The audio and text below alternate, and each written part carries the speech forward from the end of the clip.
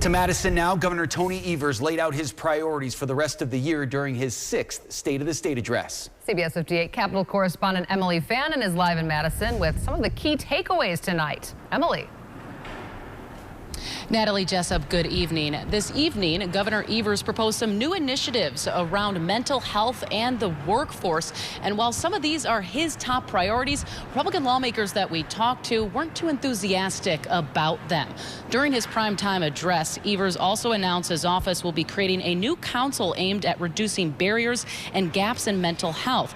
He also plans on signing an executive order next week that focuses on finding long-term solutions to the state's healthcare industry. It comes as the governor and GOP lawmakers have been unable to find compromise on how to best to attract and retain workers.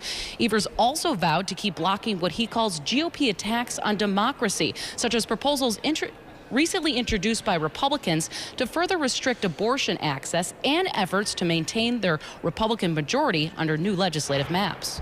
And I want folks at home to understand why fair maps are important. Because when elected officials gerrymander themselves into safe seats, they can comfortably ignore the overwhelming majority of Wisconsinites who support common sense policies like Badger Care expansion, red flag laws, and expanding paid family leave. And that's wrong.